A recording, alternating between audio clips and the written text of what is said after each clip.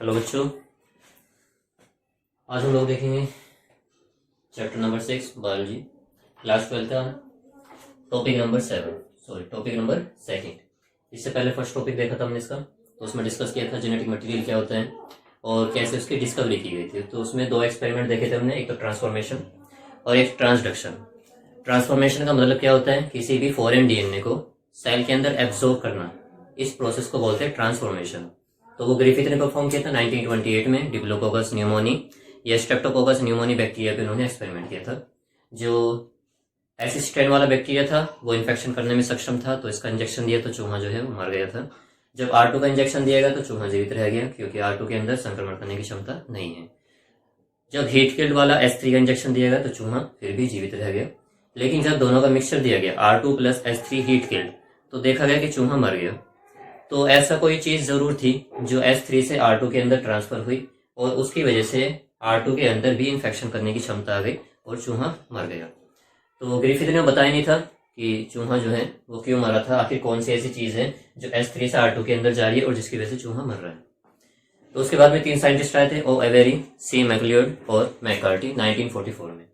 तो उन्होंने बताया जो ग्रिफिथ ने एक्सपेरिमेंट परफॉर्म किया था उसमें एक्चुअल में जो S3 से R2 में जा रहा था फॉरेन मटेरियल या जो भी कोई मटेरियल था वो पता नहीं था उस टाइम पर, तो जो भी S3 से R2 के अंदर जा रहा था जिसकी वजह से संक्रमण करने की क्षमता विकसित हो गई थी R2 में, तो वो क्या था, वो डीएनए था। उसके लिए उन्होंने क्या किया, मिक्सचर लिया उन्होंने R2 और S3 वाला हीट किल्ड का, उसको प्रोटीनेज से पहले ट्रीट करा। तो प्रोटीनेज जो होते हैं प्रोटीन को डाइजेस्ट कर देते हैं, तो प्रोटीन जितना भी होगा उसके अंदर वो सब खत्म हो जाएगा। तो उसके बाद देखा गया चूहे में फिर भी इन्फेक्शन हो गया। फिर सेकंड में क्या किया गया, आरएनए दिया गया एंजाइम जो आरएनए को डिग्रेड कर देता है, तो आरएनए खत्म हो गया। फिर भी देखा गया चूहे में जो इन्फेक्शन हो रहा था। फिर लास्ट में डीएनए लिया गया और डीएनए से जब उसको ट्रीट किया गया तो डीएनए सारे खत्म हो गए, डीएनए के अंदर जो इन्फेक्शन करने की क्षमता थी वो खत्म हो जाएगी। तो देखा गया कि चूहा जो है उसमें संक्रमण नहीं हुआ और वो जीवित रह गया। तो इससे पता चला कि प्रोटीन, आरएनए और डीएनए, इन तीनों में से जो जेनेटिक मटेरियल का काम करता है वो कौन होता है, डीएनए होता है। फिर बाद में ट्रांसडक्शन देखा था जिसमें बैक्टीरियोफेज का हमने देखा था, वो हर्षिव चेज ने परफॉर्म किया था। उन्होंने रेडियोएक्टिव सल्फर और रेडियोएक्टिव फास्फोरस को लिया था। चलिए, तो आज हम लोग डिस्कस करेंगे डीएनए की स्ट्रक्चर के बारे में। डीएनए का डबल हेलिकल मॉडल वाटसन और क्रिक ने जो दिया था 1953 में। तो जो डीएनए होता है वो पॉलीन्यूक्लियोटाइड की 2 श्रृंखलाओं से बना होता है। तो उसको डीएनए के डायग्राम को समझने से पहले हम थोड़ा सा बेसिक जान लेते हैं, जैसे कि न्यूक्लियोटाइड। तो पहले डेफिनेशन देखेंगे कि न्यूक्लियोटाइड क्या होता है। न्यूक्लियोटाइड, तो न्यूक्लियोटाइड जो होता है 3 चीजों से मिलकर बना होता है। कौन कौन सी चीजें हैं उनको डिस्कस करते हैं।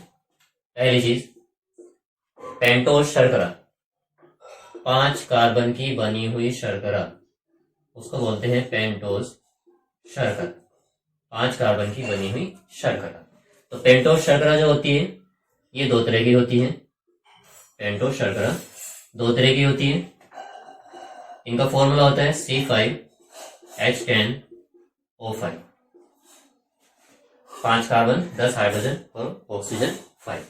ठीक, इसके अलावा इसमें से एक ऑक्सीजन निकाल देने पर या इसका डीऑक्सीडेशन करने पर एक शुगर और बनती है जिसको बोलते हैं डीऑक्सी राइबोज शुगर। तो यहाँ पे फॉर्मूला कुछ ऐसा होगा C5H10O4। राइबोज शर्करा में एक ऑक्सीजन एक्स्ट्रा होती है और डीऑक्सी राइबोज में एक ऑक्सीजन कम होती है, क्योंकि इसी के डीऑक्सीडेशन से ये वाली शुगर बनती है। तो इसका क्या नाम है, इसको हम लोग बोलते हैं राइबोज शर्करा, राइबोज शर्करा। और इसको बोलते हैं डीऑक्सी राइबोज शर्करा। क्यों, क्योंकि ये राइबोज शर्करा में डीऑक्सीडेशन से बन रही है। तो डीऑक्सी राइबोज शर्करा। ठीक, इसका अगर डायग्राम देखिए तो कुछ ऐसा डायग्राम होगा इसका। यहाँ पर ऑक्सीजन लगा होता है और ये रिंग होती है। इस तरह से यहाँ पर H और OH जुड़े होते हैं। यहाँ पे क्या है, C5H10 और O5। तो इसकी जो स्ट्रक्चर है वो ऐसी होती है, यहाँ पर OH, फिर यहाँ पर H, ऊपर की तरफ फिर OH और यहाँ पे OH, H, कितना ऑक्सीजन हो गए, 1 2 3 4, और हमारे पास में यहाँ पर फिर H, फिर यहाँ पे H, और फिर इस साइड में होता है CH2OH। ओके, तो तो एक बार कार्बन काउंट कर लेते हैं, 1 2 3 4 5 कार्बन है। हाइड्रोजन 1 2 3 4 5 6 7 8 9 10। Oxygen 1 2 3 4 5 oxygen. ओके, तो ये वाला जो कार्बन होता है इसको फर्स्ट कार्बन, ये second carbon, third carbon, fourth carbon और ये फिफ्थ कार्बन होता है। तो इसी में सेकंड वाले कार्बन से अगर ऑक्सीजन को निकाल दिया जाए तो जो शुगर बनती है उसको बोलते हैं डीऑक्सी राइबोस शुगर। और उसको कुछ ऐसे बनाएंगे हम, ये रहेगा इसका डायग्राम। क्या करना है, कुछ नहीं करना है, यहाँ पे बस यहाँ से ऑक्सीजन हटाना है, तो ऊपर भी हाइड्रोजन नीचे भी हाइड्रोजन सेकंड वाले कार्बन से। तो जो डीएनए में शुगर होती है उसमें सेकंड वाले कार्बन पे OH ग्रुप नहीं होता है और यही डीएनए को स्टेबिलिटी प्रोवाइड करता है।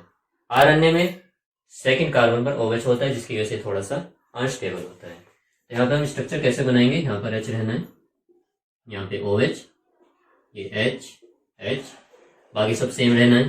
तो इधर OH H, यहाँ पर CH2OH। ओके, तो ये जो है याद करने की जरूरत नहीं है, समझाने के लिए ये लिखा गया है। एग्जाम में अगर क्वेश्चन पूछा जाता है तो ये इतना बड़ा आपको डिटेल में देने की जरूरत नहीं है। सिंपल फॉर्मूला ध्यान रखना है, C5H10O5। इसी में से एक ऑक्सीजन निकालने पर जो बनेगा वो डीऑक्सी राइबोस शर्करा है। राइबोस आरएनए में मिलती है और डीऑक्सी राइबोस डीएनए में मिलती है। तो ये तो पेंटोस शर्करा हो गया न्यूक्लियोटाइड के अंदर। दूसरी चीज होती है न्यूक्लियोटाइड में, सेकंड नाइट्रोजन क्षारक। नाइट्रोजन क्षारक, और नाइट्रोजन क्षारक जो होते हैं ये दो तरह के होते हैं, एक प्यूरिन, एक तो होगा प्यूरिन और एक होगा पिरिमिडिन। प्यूरिन और पिरिमिडिन, तो दो तरह के नाइट्रोजन क्षारक पाए जाते हैं। प्यूरिन, इनमें 2 रिंग होती है, पिरिमिडिन में 1 रिंग होती है। प्यूरिन जो होते हैं 9 मेंबर्ड रिंग के यौगिक होते हैं और ये 6 मेंबर्ड रिंग के यौगिक होते हैं। प्यूरिन के अंदर एक तो आता है एडेनिन, इसको दिखाते हैं कैपिटल लेटर ए से, और दूसरा आता है ग्वानिन, इसको दिखाएंगे कैपिटल लेटर जी से। तो प्यूरिन के अंदर एडेनिन और ग्वानिन। पिरिमिडिन में एक तो होता है साइटोसिन, इसको दिखाते हैं कैपिटल लेटर सी से। उसके बाद दूसरा होता है थाइमिन, डीएनए में पाया जाता है, इसको दिखाते हैं कैपिटल टी से। और तीसरा होता है यूरेसिल, जो कि आरएनए में पाया जाता है। तो ये भी पिरिमिडिन का ही पार्ट है। जो थाइमिन है वो कहाँ मिलेगा, डीएनए में, और आरएनए में थाइमिन की जगह पे यूरेसिल होगा। बस उनमें यहाँ पे डिफरेंस होता है, डीएनए में थाइमिन होगा पिरिमिडिन में, और आरएनए में थाइमिन की जगह पे यूरेसिल होगा। तो ये थे नाइट्रोजन क्षारक। और तीसरी चीज होती है आर्थोफास्फोरिक अम्ल, H3PO4, आर्थोफास्फोरिक अम्ल। और इसी की वजह से डीएनए और आरएनए दोनों ही अम्लीय प्रकृति के होते हैं और दोनों पर ही नेगेटिव चार्ज होता है। वो क्यों होता है, क्योंकि जब H3PO4 को हम आयनाइज करेंगे, आयंस में तोड़ेंगे, तो ये 3 प्रोटॉन देगा और फास्फेट आयन देगा जिन पर 3- चार्ज होता है। तो इन माइनस की वजह से ही डीएनए हो या फिर आरएनए हो, उन दोनों पर नेगेटिव चार्ज होता है और उनकी प्रकृति अम्लीय होती है। तो न्यूक्लियोटाइड के अंदर ये तीनों चीजें थी, कौन कौन सी, पेंटोस शर्करा 5 कार्बन की शर्करा, आरएनए में राइबोस शर्करा और डीएनए में डीऑक्सी राइबोस शर्करा। कैसे बनती है डीऑक्सी राइबोस, राइबोस शर्करा में से एक ऑक्सीजन निकालने पर डीऑक्सी राइबोस बनती है। फिर उसके बाद देखा नाइट्रोजन क्षारक। नाइट्रोजन क्षारक 2 तरह के होते हैं, प्यूरिन और पिरिमिडिन। प्यूरिन में एडेनिन को ए से दिखाएंगे, ग्वानिन को जी से दिखाएंगे। पिरिमिडिन ये सिंगल रिंग कंपाउंड होते हैं और ये डबल रिंग, इनमें 9 मेंबर्ड होते हैं और इनमें 6 मेंबर्ड रिंग होती है। साइटोसिन को सी से दिखाएंगे, थाइमिन टी, डीएनए के अंदर थाइमिन मिलेगा और आरएनए में थाइमिन की जगह पे यूरेसिल मिलता है। और तीसरी चीज होती है आर्थोफास्फोरिक अम्ल, जिसकी वजह से डीएनए और आरएनए दोनों अम्लीय प्रकृति के होते हैं और दोनों पर नेगेटिव चार्ज होता है। तो ये तो था न्यूक्लियोटाइड। जब इस तरह के न्यूक्लियोटाइड बहुत सारे जुड़ जाते हैं आपस में तो हम लोग उसको बोलते हैं पॉलीन्यूक्लियोटाइड। देखिए, एक के लिए मोनो यूज करना है, 2 के लिए डाई, 3 के लिए ट्राई, 4 के लिए टेट्रा, उससे ज्यादा अगर हो रहे हैं तो हम पॉली वर्ड यूज कर सकते हैं। पॉली माने बहुत सारे। तो जहां पर न्यूक्लियोटाइड आपस में जुड़ते चले जाए और एक बहुत लंबी श्रृंखला बना ले, उस श्रृंखला को बोलते हैं पॉलीन्यूक्लियोटाइड श्रृंखला। तो डीएनए हो या फिर आरएनए हो, सभी के अंदर न्यूक्लियोटाइड आपस में जुड़े होते हैं और एक लंबी श्रृंखला बना देते हैं, तो इसलिए हम इसको बोलते हैं पॉलीन्यूक्लियोटाइड श्रृंखला। चलिए तो इसको रफ करते हैं और फिर कुछ एग्जांपल्स देखते हैं न्यूक्लियोटाइड के, कि डीएनए में कौन सा न्यूक्लियोटाइड है, आरएनए में कौन सा न्यूक्लियोटाइड है। इनका एग्जांपल हो सकता है एग्जाम में पूछ लिए जाए, या एग्जाम में नहीं पूछे जाते हैं तो अगर जो बच्चे नीट की तैयारी कर रहे हैं उनके लिए जानना जरूरी है कि न्यूक्लियोटाइड के एग्जाम्पल क्या होते हैं और न्यूक्लियोसाइड के एग्जाम्पल क्या होते हैं, उनको भी डिस्कस करेंगे। पहले न्यूक्लियोटाइड के एग्जाम्पल देख लेते हैं। तो इन डीएनए के अंदर कौन कौन से न्यूक्लियोटाइड प्रेजेंट हो सकते हैं, चलिए देखते हैं। पहला, यहाँ पर शुगर कौन सी थी, डीऑक्सीराइबोस, तो इसको बोलेंगे डीऑक्सी एडिनाइलिक एसिड या डीऑक्सी एडिनाइलेट, एक ही बात है, डीऑक्सी एडिनाइलिक एसिड या डीऑक्सी एडिनाइलेट, जहां पर एडेनिन जुड़ा होगा डीऑक्सीराइबोस शुगर से और वहां पे फास्फेट ग्रुप भी होगा, तो डीऑक्सी एडिनाइलिक एसिड। फिर दूसरा एग्जांपल होता है deoxy thymidylic acid, deoxy thymidylic acid. उसके बाद तीसरा deoxy cytidylic acid, deoxy cytidylic acid. और चौथा होता है deoxy guanylic acid, deoxy guanylic acid. तो ये चारों तरह के न्यूक्लियोटाइड डीएनए के अंदर प्रेजेंट होते हैं। इसी तरह से आरएनए में भी प्रेजेंट होते हैं, बस वहां पे क्या है, डीऑक्सी वर्ड वहां पे यूज नहीं करते हैं। चलिए तो आरएनए में भी देख लेते हैं कौन कौन से न्यूक्लियोटाइड प्रेजेंट हो सकते हैं आरएनए के अंदर। नंबर 1 एडिनोसिन या फिर एडिनाइलिक एसिड या एडिनाइलेट बोल दीजिए, एडिनाइलिक एसिड, ये आरएनए में मिलने वाला न्यूक्लियोटाइड है। दूसरा साइटिडाइलिक एसिड, साइटिडाइलिक एसिड, जहां साइटोसिन प्रेजेंट होगा। तीसरा गुआनाइलिक एसिड, गुआनाइलिक एसिड। और चौथा होता है यूरिडाइलिक एसिड, यूरिडाइलिक एसिड। तो ये 4 तरह के न्यूक्लियोटाइड आरएनए में प्रेजेंट होते हैं। एडिनाइलिक एसिड या सिंपली इसको एडिनाइलेट भी लिख सकते हैं, cytidylic acid, cytidylic acid, guanylic acid और यूरिडाइलिक एसिड। डीएनए में कौन कौन से है, डीऑक्सी एडिनाइलिक एसिड, बस यहाँ पर डीऑक्सी लगा देना है, बाकी सब same. Deoxy thymidylic acid, deoxy cytidylic acid, deoxy guanylic acid. तो ये तो थे न्यूक्लियोटाइड के एग्जांपल्स। अब देखते हैं न्यूक्लियोसाइड। तो इनमें बच्चे कंफ्यूज हो जाते हैं कि न्यूक्लियोटाइड कौन है, न्यूक्लियोसाइड कौन है, कैसे पहचाने कौन न्यूक्लियोटाइड होगा और कौन न्यूक्लियोसाइड होगा। चलिए तो समझने की कोशिश करते हैं। चलिए तो अगली हेडिंग डालेंगे, न्यूक्लियोसाइड। तो न्यूक्लियोसाइड क्या है, देखिए न्यूक्लियोटाइड में 3 चीजें थी, पेंटोस शर्करा, नाइट्रोजन क्षारक और आर्थोफॉस्फोरिक एसिड। इन तीनों चीजों से मिलकर न्यूक्लियोटाइड बनता है। अगर न्यूक्लियोटाइड में से आर्थोफॉस्फोरिक एसिड या फॉस्फेट ग्रुप को हटा दिया जाए तो जो चीज बनती है उसको बोला जाता है न्यूक्लियोसाइड। तो न्यूक्लियोसाइड क्या है, न्यूक्लियोटाइड में से फॉस्फेट ग्रुप को हटाने पर जो बनता है वो न्यूक्लियोसाइड है।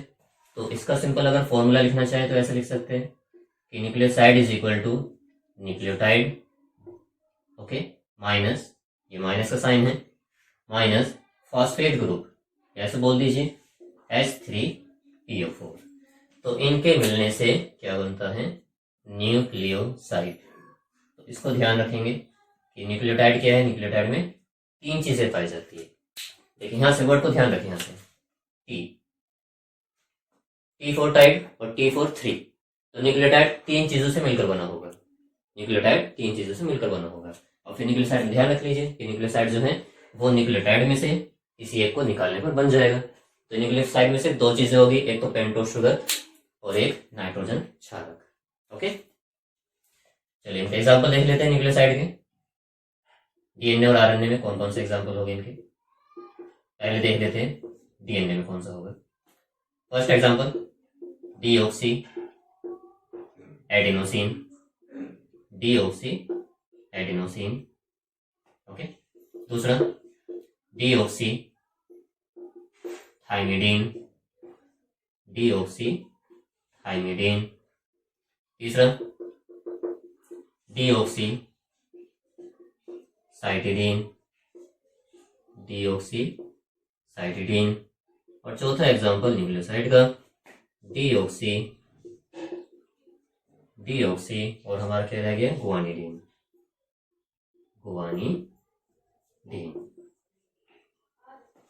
ओके, तो ये है डीएनए के अंदर मिलने वाले न्यूक्लियोसाइड। चलिए फटाफट आरएनए में देख लेते हैं कौन कौन से न्यूक्लियोसाइड प्रेजेंट हो सकते हैं इन आरएनए। तो आरएनए में ये तो पता है डीऑक्सीराइबोस शर्करा नहीं पाई जाएगी, सिर्फ राइबोस शर्करा होगी। एग्जाम्पल्स क्या क्या होंगे न्यूक्लियोसाइड के, एडिनोसिन जहां पर एडेनिन प्रेजेंट हो और वो किसके साथ जुड़ा हुआ हो, किसी पेंटोस शुगर से। कौन सी शुगर, राइबोस शुगर। दूसरा यहाँ पर थाइमिडीन तो मिलेगा नहीं, तो उसकी जगह क्या होगा यूरिडीन। तो यूरिडीन, ठीक। थर्ड क्या होगा हमारा साइटिडीन। और चौथा क्या हो जाएगा गुआनिडीन। यही में राइबो वर्ड भी जोड़ सकते हैं, जैसे इसको राइबो एडिनोसिन बोल सकते हैं, राइबो यूरिडीन, राइबो साइटिडीन और राइबो गुआनिडीन। तो ये थे डीएनए और आरएनए में मिलने वाले न्यूक्लियोसाइड। तो इनको ध्यान रखना है कि न्यूक्लियोटाइड में 3 चीजें होगी और न्यूक्लियोसाइड में सिर्फ 2 चीजें, पेंटोस शुगर और नाइट्रोजन क्षारक। चलिए तो फटाफट इसको नोट कीजिए। चलिए इसको रफ करते हैं और अब देखते हैं अपना मेन टॉपिक, डीएनए का डबल हेलिकल मॉडल। बहुत ज्यादा इंपॉर्टेंट है नीट के पॉइंट ऑफ व्यू से भी, यूपी बोर्ड के अगर बालक है एग्जाम्स के लिए तो उनके लिए भी काफी ज्यादा इंपॉर्टेंट है।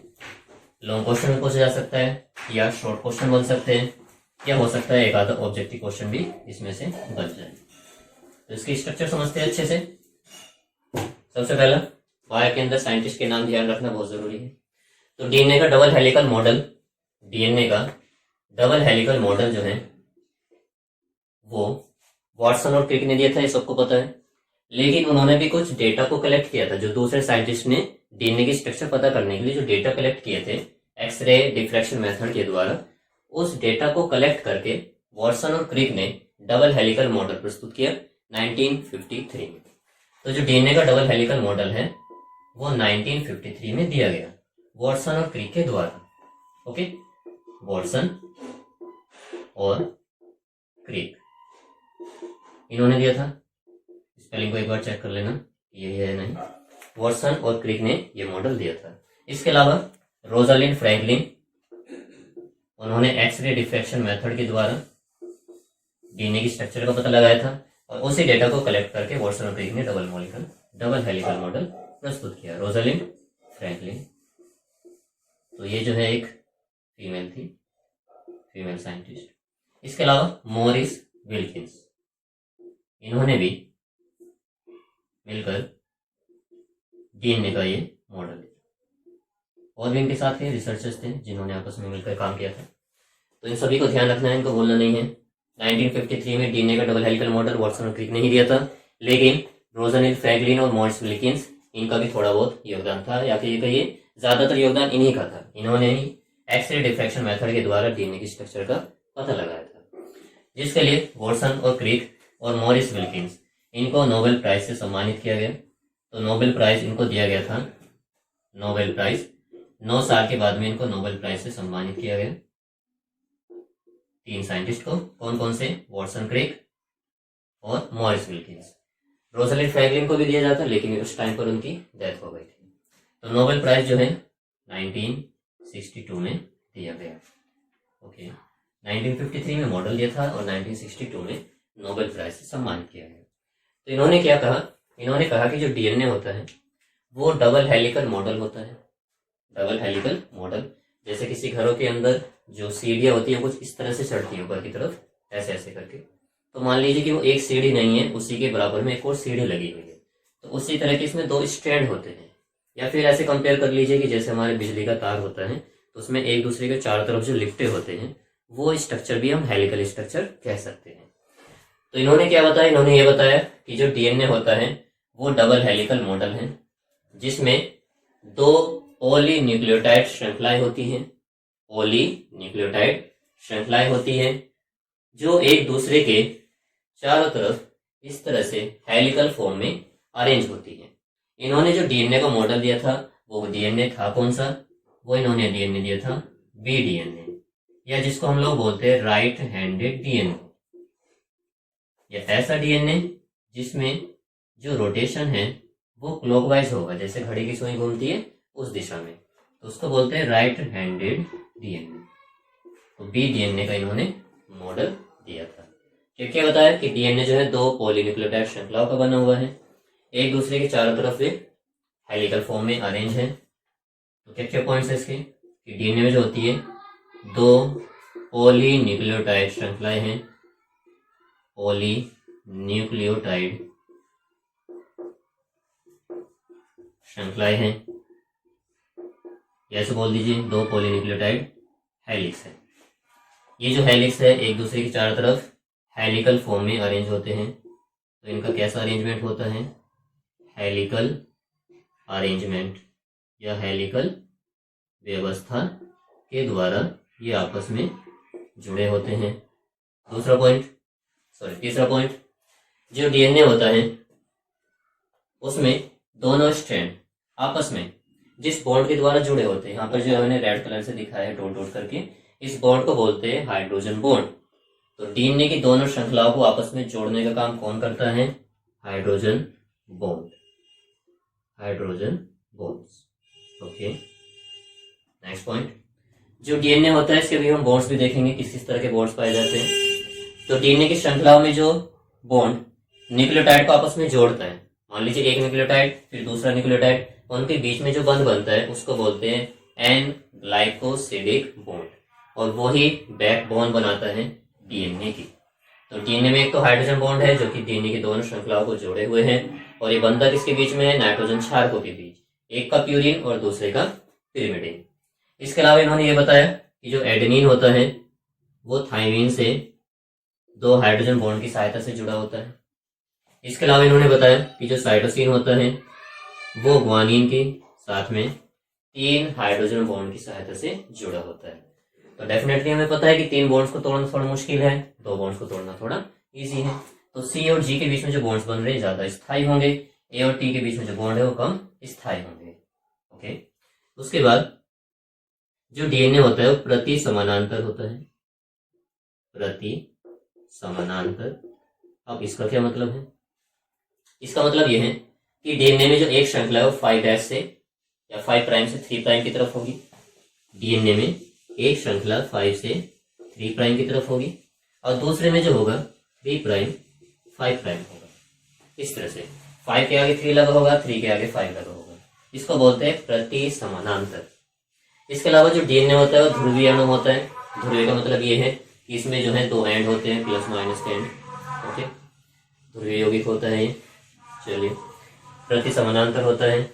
इसके अलावा जो डीएनए होता है उसमें एक घुमाव को एक पिच भी बोलते हैं, या फिर ऐसे कह दीजिए कि 2 मेजर ग्रुप या 2 माइनर ग्रुप के बीच की दूरी क्या कहलाती है, 1 टर्न या 1 पिच, और इनके बीच की दूरी होती है 34 एंगस्ट्रम या 3.4 नैनोमीटर, 1 टर्न के बीच की दूरी। इसके अलावा यहाँ पर हम देख रहे हैं कि ये वाली जो खांच है ये थोड़ी सी अंदर धसी हुई है, और ये वाली खांच थोड़ी सी बाहर निकली हुई है। तो एक खांच अंदर होगी, फिर एक थोड़ी बाहर, फिर एक अंदर, फिर एक बाहर। तो जो खांच थोड़ा अंदर धसी हुई है उसको बोलते हैं मुख्य खांच या मेजर ग्रूव। जो खांच थोड़ी बाहर निकली होती है उसको बोलते हैं निम्न खांच, छोटी खांच या माइनर ग्रूव। ओके, इनका भी काम देखेंगे आगे चलकर। तो एक घुमाव के अंदर जनरली 10 न्यूक्लियोटाइड होते हैं या 10 क्षारक क्रम, 10 क्षारक क्रम। यहाँ पर एक जो है, एक रेड वाली लाइन, ये एक न्यूक्लियोटाइड को प्रेजेंट कर रही है। तो 1 2 3 4 5 6 7 8 9 10। तो एक घुमाव के अंदर 10 न्यूक्लियोटाइड है। 10 न्यूक्लियोटाइड के बीच की दूरी 34 एंगस्ट्रॉम है। तो किन्हीं दो के बीच की दूरी अगर निकालनी है तो इजी है। टोटल कितनी है 34, किन किन के बीच 10 के बीच में, तो किन्हीं दो के बीच में कितनी होगी 3.4 एंगस्ट्रॉम। तो किन्हीं दो न्यूक्लियोटाइड या किन्हीं दो बेस पेयर के बीच की दूरी 3.4 एंगस्ट्रॉम होती है। इसके अलावा जो डीएनए का व्यास होता है, यानी कि इसकी डीएनए की जो मोटाई है वो 20 एंगस्ट्रॉम होती है। तो ये ध्यान रखना है कि ये जो है पूरा मॉडल वो बी डीएनए के बारे में है। इसके अलावा ए डीएनए भी होता है, सी डीएनए भी होता है, जेड डीएनए भी होता है। जो जेड डीएनए वो लेफ्ट हैंडेड होता है। ओके, तो वो जो है हमारे फिलहाल सिलेबस नहीं है, अगर टाइम मिलता है तो उसमें उसको हम लोग देखेंगे फिर बाद में। चलिए, तो था डीएनए का डबल हेलिकल मॉडल। चलिए फटाफट इसको समराइज कर लेते हैं क्या क्या है डीएनए का डबल हेलिकल मॉडल। किसने रिप्रेजेंट किया था इसको? वॉटसन और क्रिक ने। कौन से सन में? 1953 में। लेकिन अकेले नहीं किया था, दो साइंटिस्ट का और योगदान था, रोजलिंड फ्रैंकलिन, जिन्होंने एक्सरे तकनीक के द्वारा डीएनए की संरचना का पता लगाया। उसके अलावा मॉरिस विल्किंस। तो जब नोबेल प्राइज दिया गया तो वॉटसन, क्रिक और मॉरिस विल्किंस को दिया गया, लेकिन रोजलिंड फ्रैंकलिन जो उस टाइम पर डेथ हो गई थी तो उनको नोबेल प्राइज नहीं मिला। नोबेल प्राइज 1962 में दिया गया। तो इसके फीचर्स क्या क्या है डबल हेलिकल मॉडल के? डीएनए दो पॉलीन्यूक्लियोटाइड श्रृंखलाओं से बना है, जिनको हम लोग हेलिक्स भी बोलते हैं। ये जो हेलिक्स होते हैं आपस में हेलिकल अरेंजमेंट से लगे होते हैं, यानी कि एक दूसरे के चारों तरफ इस तरह से घूमे होते हैं। जैसे सीढ़ी ऊपर की तरफ जाती है उसी तरह से ये भी जाते हैं। इनका जो रोटेशन होता है, जो घुमाव होता है, वो क्लॉकवाइज होता है या राइट हैंडेड होता है। दोनों पॉलीन्यूक्लियोटाइड श्रृंखलाओं को जोड़ने का काम हाइड्रोजन बॉन्ड करते हैं। एक श्रृंखला का प्यूरिन दूसरी श्रृंखला के पिरिमिडीन से जुड़ा होता है, यानी कि एडेनिन थाइमिन के साथ 2 हाइड्रोजन बॉन्ड से जुड़ा होता है, साइटोसिन ग्वानिन के साथ 3 हाइड्रोजन बॉन्ड से जुड़ा होता है। इसके अलावा जो दोनों श्रृंखलाएं होती है वो एक दूसरे की पूरक होती है। पूरक का मतलब क्या है कि एक श्रृंखला में अगर एडेनिन है तो जस्ट उसके ठीक सामने दूसरी श्रृंखला में थाइमिन होगा। अगर एक श्रृंखला में यहाँ पर साइटोसिन है तो जस्ट उसके ठीक सामने दूसरी श्रृंखला में ग्वानिन होगा।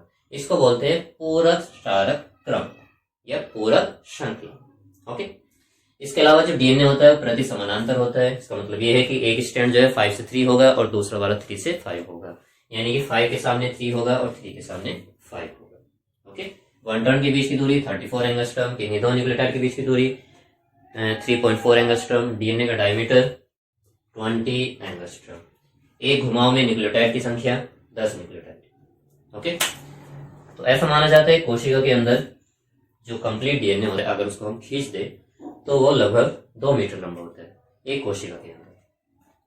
इतना लंबा वो डीएनए होता है और छोटी सी सेल के अंदर वो समा जाता है, सेल में भी न्यूक्लियस के अंदर। तो किस तरह से समाते हैं वो एक अगले लेक्चर में देखेंगे, उसको न्यूक्लियस ऑफ मॉडल कहते हैं। फिलहाल हम इस पर थोड़ी सी और चर्चा करते हैं। ये तो था डीएनए का डबल हेलिकल मॉडल, जो किसने दिया था? रोजलिंड फ्रैंकलिन, वॉटसन क्रिक, मॉरिस विल्किंस। ओके, इसके अलावा एक इसी में रूल आता है शारगैफ रूल, शारगाफ रूल। तो शारगैफ जो है साइंटिस्ट है, इन्होंने क्या कहा? इन्होंने कहा किसी भी स्पीसीज के अंदर जो डीएनए होता है उसमें प्यूरिन पिरिमिडिन की मात्रा के बराबर होता है। ये कह लीजिए प्यूरिन की मात्रा पिरिमिडिन की मात्रा के बराबर होती है किसी भी स्पीसीज के अंदर। तो प्यूरिन में कौन कौन आ रहा था? एडेनिन और ग्वानिन। तो इन दोनों की मात्रा किसके बराबर होगी? साइटोसिन और थाइमिन के बराबर। और ये रूल जो होता है सिर्फ डीएनए पर एप्लीकेबल होता है। ओके, चलिए इसके क्वेश्चन देख लेते हैं। क्वेश्चन क्या है? बहुत ईजी क्वेश्चन है। क्वेश्चन ये है कि डीएनए के एक सैंपल में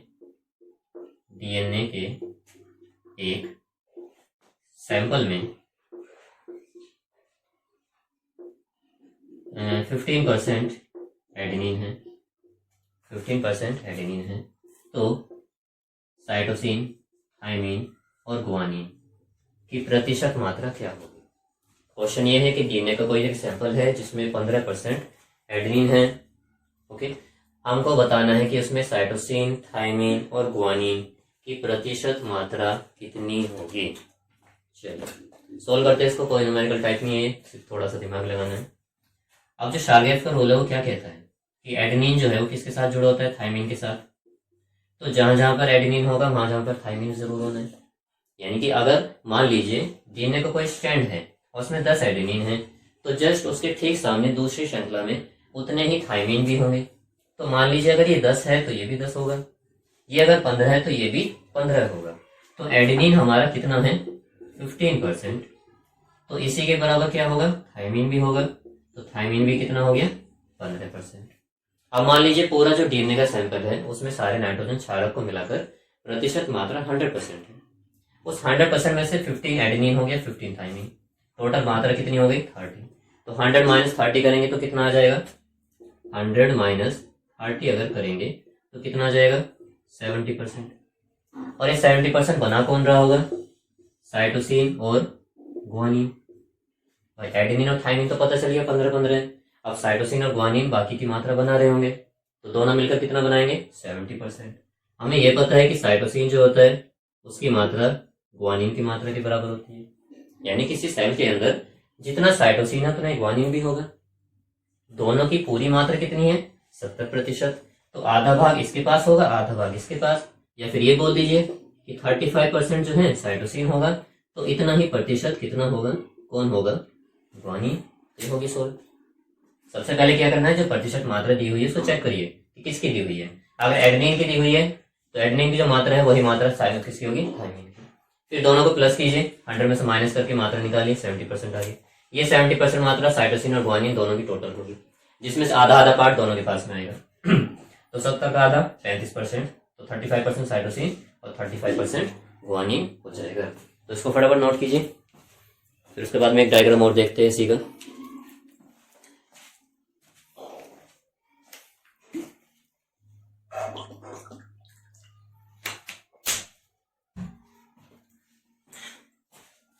चलिए एक डायग्राम और देख लेते हैं डीएनए का ही। तो डायग्राम बनाना नहीं है, सिर्फ उसमें बॉन्ड्स समझने हैं कि डीएनए के अंदर जो बॉन्ड्स प्रेजेंट होते हैं वो किस किस तरह के होते हैं और किसके बीच में कौन सा बॉन्ड प्रेजेंट होता है।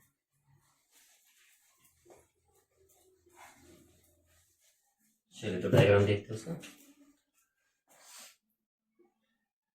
ये है हमारी पेंटोस श्रृंखला, जिसमें कितने कार्बन होते हैं,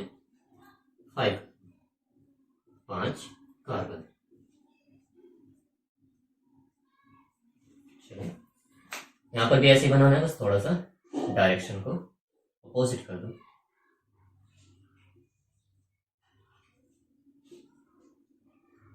यहाँ पे और ये हो गया। तो इस तरह से पेंटोस श्रृंखला बना लेंगे हम लोग उल्टी उल्टी डायरेक्शन में। चलिए उसके बाद क्या कीजिए, यहाँ पे यहाँ पे यहाँ पे और यहाँ पे कुछ इस तरह से बना लीजिए, ऐसे करके। ओके, ऐसे इस तरह से बताऊंगा भी क्या है। ऐसे यहाँ पे कीजिए,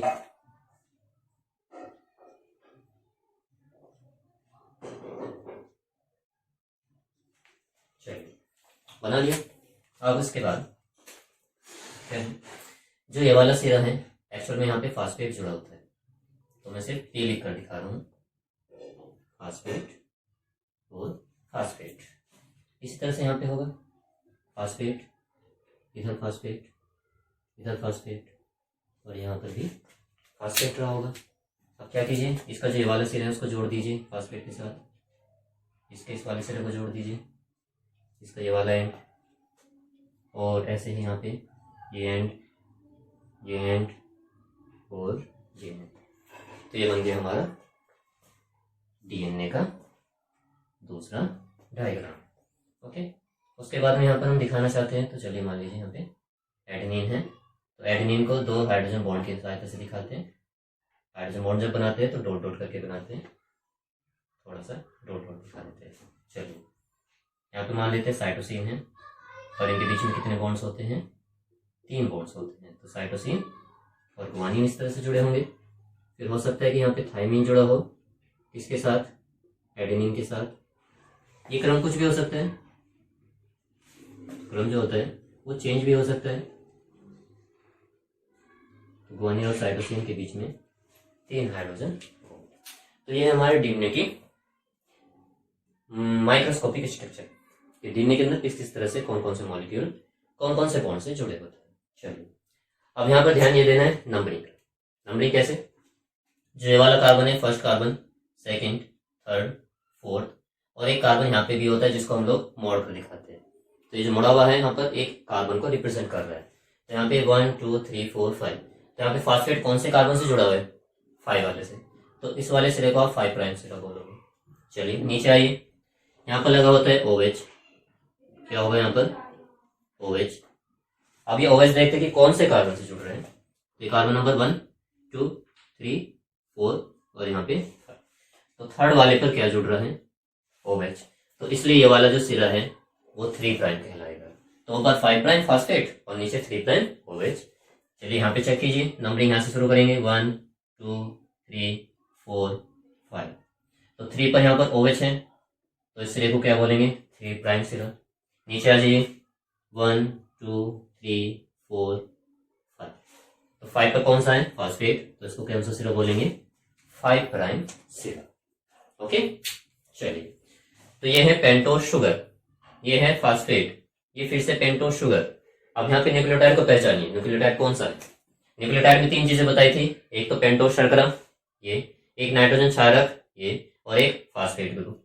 तो यानी कि यहां से लेके यहां तक, यहां से यहां तक एक न्यूक्लियोटाइड है, फिर इसी तरह से यहां से यहां तक दूसरा न्यूक्लियोटाइड है, और यहां से यहां तक फिर तीसरा न्यूक्लियोटाइड, और यहां से यहां तक चौथा न्यूक्लियोटाइड।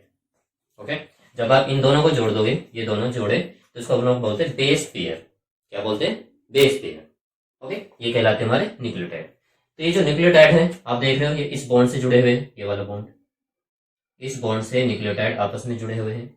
तो इस बॉन्ड को नाम दिया गया है, क्या नाम हो सकता है, फास्फोडाइएस्टर बॉन्ड। तो डीएनए की जो बैकबोन है वो बनी होती है फास्फोडाइएस्टर बॉन्ड के द्वारा। तो 2 न्यूक्लियोटाइड के बीच में जो बॉन्ड होगा उसको बोलते हैं फास्फोडाइएस्टर बॉन्ड। ओके, इसके अलावा वो बॉन्ड जो नाइट्रोजन क्षारक को आपस में जोड़ रहे हैं, एडेनिन को थाइमिन के साथ, साइटोसिन को गुआनिन के साथ, इसको हम लोग बोलते हैं हाइड्रोजन बॉन्ड। तो हाइड्रोजन बॉन्ड किसके बीच में पाया जाएगा, नाइट्रोजन क्षारक के बीच में। एडेनिन और थाइमिन के बीच में 2 हाइड्रोजन बॉन्ड, साइटोसिन और गुआनिन के बीच में 3 हाइड्रोजन बॉन्ड। ओके, उसके बाद हम देख रहे हैं कि जो पेंटोस शर्करा है ये नाइट्रोजन क्षारक से एक बॉन्ड से जुड़ी हुई है। अगर हम ध्यान करें यहाँ पर, तो ये एक बॉन्ड है, इस तरह से यहाँ पर भी एक बॉन्ड है। तो इस बॉन्ड से नाइट्रोजन क्षारक पेंटोस शर्करा से जुड़ रहा है, तो इसको भी एक नाम दिया गया है। क्या नाम है इसका, N glycosidic, N glycosidic bond. तो ये थे बच्चों 3 तरह के बॉन्ड। तो क्या क्या ध्यान रखना है, वो बॉन्ड जो डीएनए की बैकबोन बनाता है या जो न्यूक्लियोटाइड को आपस में जोड़ता है उसको बोलते हैं फास्फोडाइएस्टर बॉन्ड। वो बॉन्ड जो कि राइबोस शर्करा या पेंटोस शर्करा, डीऑक्सीराइबोस हो गया यहाँ पे, वो बॉन्ड जो पेंटोस शर्करा और नाइट्रोजन क्षारक को आपस में जोड़ता है उसको बोलते हैं एन ग्लाइकोसिडिक बॉन्ड। और वो बॉन्ड जो नाइट्रोजन क्षारक को आपस में जोड़ता है यानी प्यूरिन और प्रिमडिन को आपस में जो जोड़ेगा उसको बोलेंगे हाइड्रोजन बॉन्ड। तो एडेनिन और थाइमिन के बीच में 2 हाइड्रोजन बॉन्ड, साइटोसिन और गुआनिन के बीच में 3 हाइड्रोजन बॉन्ड्स प्रेजेंट होते हैं। एडेनिन के सामने हमेशा थाइमिन होगा और साइटोसिन के सामने हमेशा गुआनिन होगा। तो इसको नोट करना चाहते हो कर सकते हो। चलिए इसको मिटाते हैं और एक छोटा सा क्वेश्चन देखते हैं। चलिए फटाफट एक क्वेश्चन देख लेते हैं।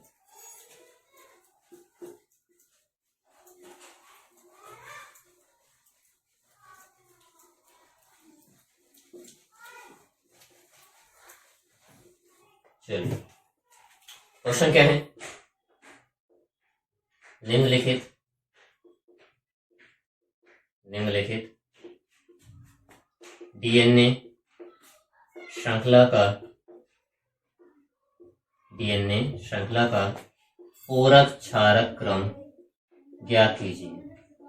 पूरक क्षारक क्रम 5 प्राइम से 3 प्राइम डायरेक्शन में पूछ रहे हो, ज्ञात कीजिए।